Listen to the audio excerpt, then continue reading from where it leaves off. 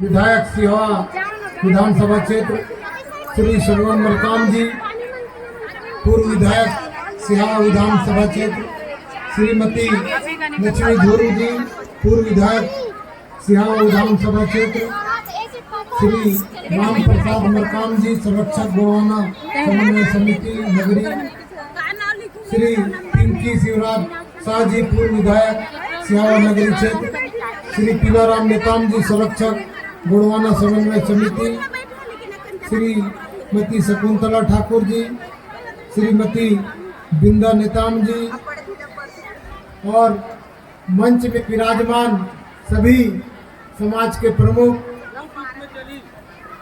इस कार्यक्रम में उपस्थित दाई बहनी मन, लया लयोर मन, सियान मन, गायता पुजारी, समाज के प्रमुख, सब जल्ला जय जोहार, सेवा जोहार।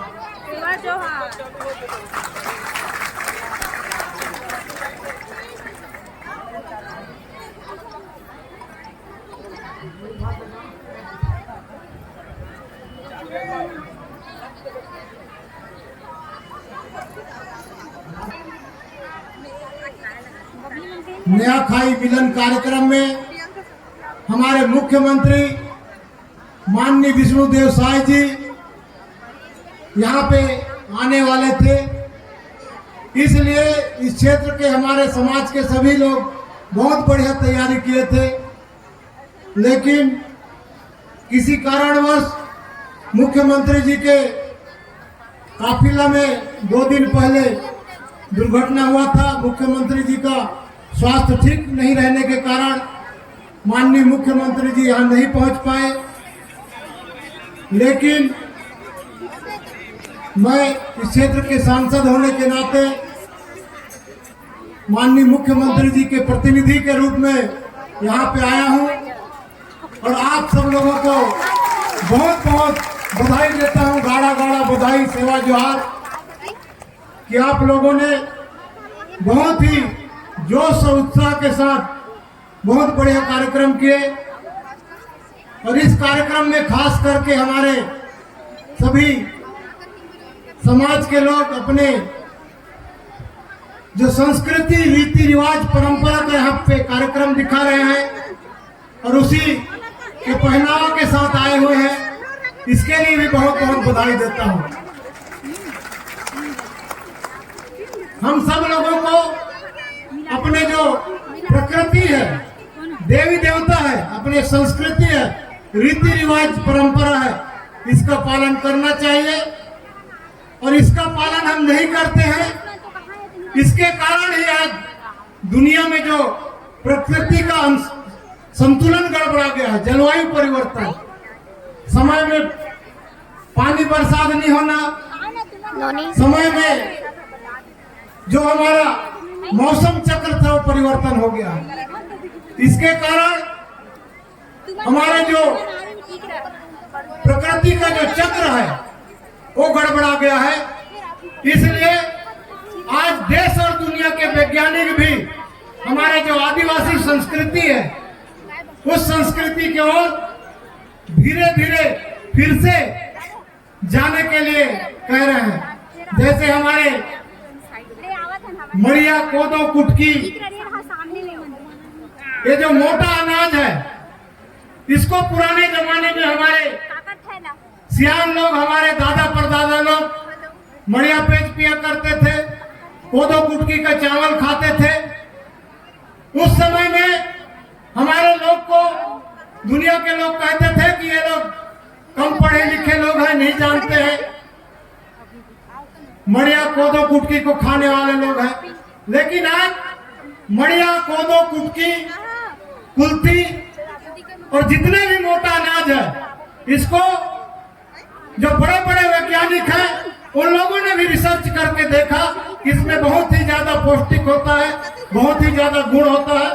और आज बीपी, शुगर, इस प्रकार से कई बीमारी जिसका इलाज इन्हीं मोटा अनाज, मिलेट्स जिसको कहते हैं, आज बड़े बड़े कंपनी बिस्कुट बनाना, चॉकलेट बनाना और कई प्रकार के ऐसे चीजें तैयार कर रहा है जिसको खा करके चिकित्सा मिलता है और हमारे जो बीमार लोग हैं उसको भी बीमारी से लड़ने के लिए शक्ति प्रदान करता है। इसलिए हमारे जो पूर्वज लोग थे, इन लोगों को बहुत ही ज्यादा औषधि ज्ञान था। ये जड़ी बूटी के इलाज करते थे, जो भी पुराने वनस्पति, चाहे सांप के कांटे का इलाज हो या अन्य बीमारी का इलाज हो।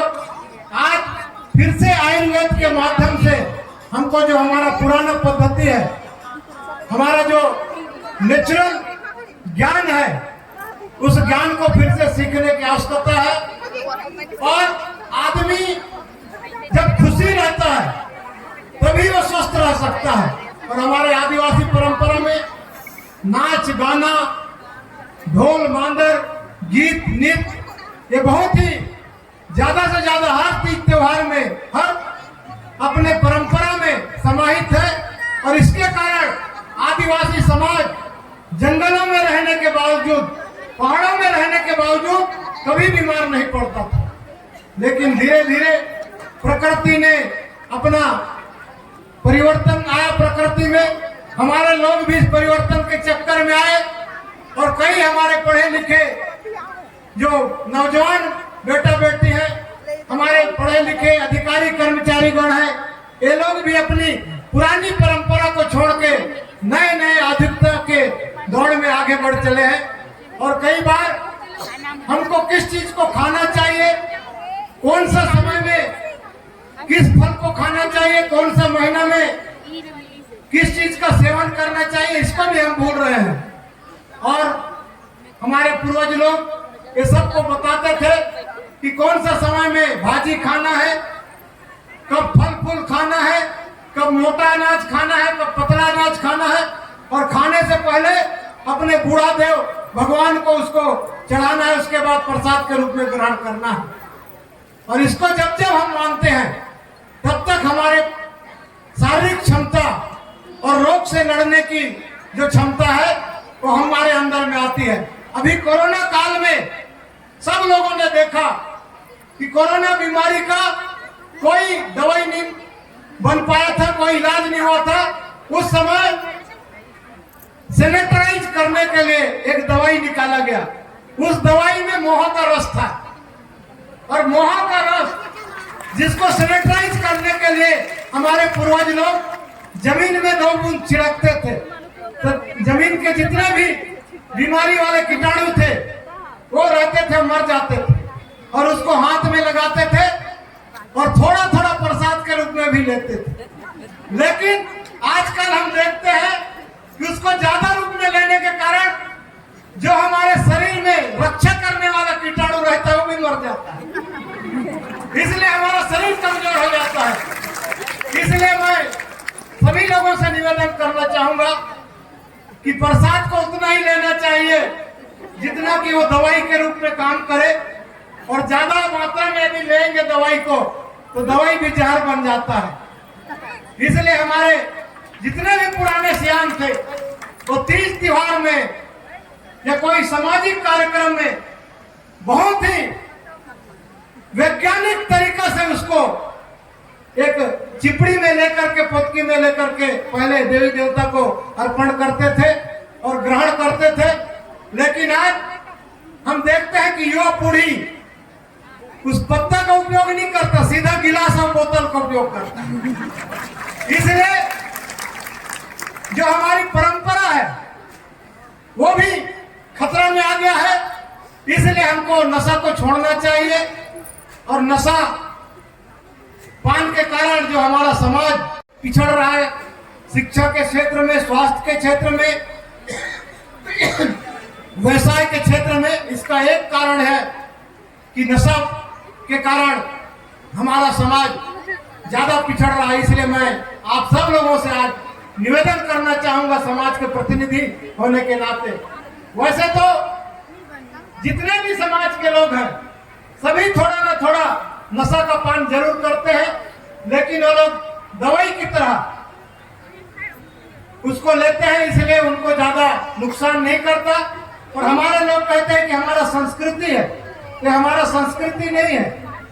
हमारा संस्कृति देवी देवता को मानना, हमारा संस्कृति अपने पूर्वजों के बताए हुए नियमों को पालन करना, यह हमारा संस्कृति है। और उस संस्कृति को छोड़ करके हम दूसरे संस्कृति की ओर जाते हैं, आधुनिकता की ओर जाते हैं, चकाचौंध की ओर जाते हैं, तो कहीं ना कहीं हमको नुकसान होता है। हमको कहाँ खाना चाहिए, कहाँ नहीं खाना चाहिए, किस चीज को पीना चाहिए, किस चीज को नहीं पीना चाहिए, इसको बहुत ही सोच समझ करके जिस प्रकार से हमारे पूर्वज लोगों ने हमको बताया था, इसका पालन करना चाहिए। आज के कार्यक्रम में हमारे माननीय मुख्यमंत्री जी नहीं आ पाए हैं, लेकिन आप लोगों ने जो मांग रखा है, यहाँ पे जो 2 एकड़ समाज की भूमि है, इसमें एक डोम का निर्माण करने के लिए और एक वैश्विक कॉम्प्लेक्स के लिए निश्चित रूप से मैं हमारे सभी समाज के जो प्रमुख लोग हैं उनके प्रतिनिधि के साथ माननीय मुख्यमंत्री जी से फिर मिलेंगे और मिलकर के आपका जो भी मांग है उसको पूरा कराने का प्रयास करेंगे। और आपके जो छोटे छोटे समस्या है यहाँ पे, उस मांग को भी मैं अपने निधि से 10 लाख रुपया देने की घोषणा करता हूँ। और 10 लाख में जो भी आपका छोटा मोटा काम होगा उसको पूरा करिए, और जो बड़ा मांग है उसको माननीय मुख्यमंत्री जी से बोल करके हम पूरा करने का प्रयास करेंगे। आप लोगों ने बहुत ही बढ़िया आज के कार्यक्रम को यहाँ पे आयोजन किया है, इसके लिए मैं पुनः आप लोगों को बहुत बहुत बधाई देता हूँ। इसके साथ ही जो हमारा मातृभाषा गोंडी भाषा है, ये गोंडी भाषा को भी हमको सीखना चाहिए, क्योंकि हमारा भाषा का ही ज्ञान हमको नहीं रहेगा तो हम उस समुदाय के कैसे हो सकते हैं। इसलिए इगा वाले सयान लोरकुन पेकी पेकोर लोरकुन पूरा इगा वाले समुदाय तुन ना सेवा जोहार की आयतन अन विनती की आयतन की मावा जो कोयतर पलवार मावा कोयतर पाटा मावा कोयतर एंदना पुरांग एंदना मांद्री एंदना तेन कराना अन मावा जो रीति रिवाज परंपरा मनता मावा पेन हारारोन बनतो बत तिहार ते बत कार्यक्रम ते बदाम कीदुर मावा पुरखन और अदा में किया ना अन धीरे धीरे फिर से मावा प्रकृति पूजा ते गायना इचक मावा इंदना सबकुन सेवा जोहार। बहुत बहुत धन्यवाद, बहुत बहुत बधाई, बहुत बहुत धन्यवाद।